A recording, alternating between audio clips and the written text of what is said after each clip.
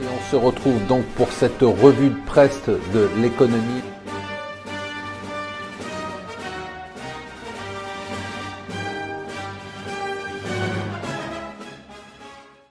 Bonjour et bienvenue sur mon financier pour le Morning Zapping. Nous sommes le mardi 15 janvier et c'est une journée très importante. Quel scénario incroyable quand même le Brexit.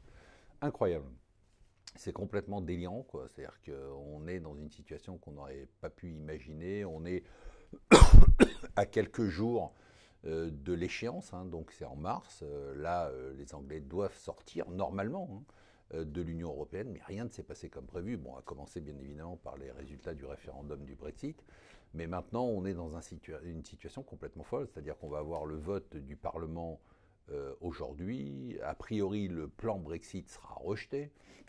Donc derrière, ce qui va se passer, c'est que l'opposition va déposer une motion de censure qui ne sera probablement pour déclencher des élections anticipées. Elle ne passera probablement pas, c'est ça qui est totalement absurde. Donc on s'achemine quand même vers un second référendum, ça paraît incroyable. Et s'il y a second référendum, peut-être qu'il n'y aura pas de Brexit.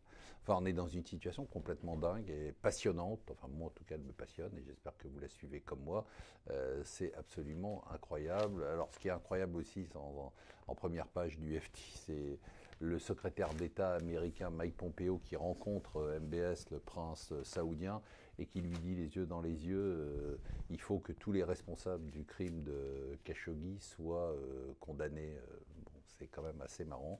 La réelle politique, ça a quand même des limites. Ce qui est moins marrant, c'est ce qui s'est passé hier avec Donald Trump, qui a quand même été obligé de déclarer « je ne travaille pas et je n'ai jamais travaillé pour les Russes ». On parle quand même d'un président américain qui est obligé de dire qu'il n'a jamais travaillé pour les Russes. Même John le Carré ne l'avait pas imaginé. Le faux cul du jour, c'est lui, le patron de Nissan, l'ex numéro 2 de Carlos Ghosn, qui enfonce Carlos Ghosn et qui dit surtout que la condamnation, les enquêtes sur Carlos Ghosn n'ont rien à voir avec la fusion programmée entre Nissan et Renault qu'avait en tête Carlos Ghosn avant d'être arrêté.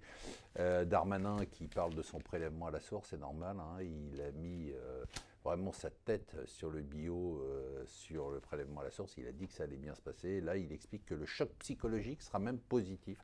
Bon, là, il va un peu trop loin. Sur le grand débat, on se pose quand même beaucoup de questions. C'est-à-dire que si on sait qu'aujourd'hui, par exemple, en tête des revendications et des doléances, c'est le rétablissement de l'ISF.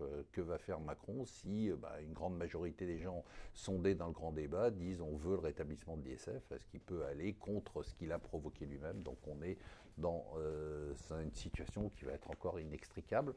Et enfin, la Chine, ça c'est très important, les signes d'essoufflement, nous dit Figaro Économie, qui se multiplient en Chine.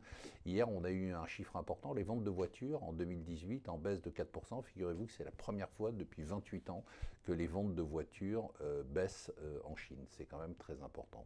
Voilà, je vous souhaite une excellente journée.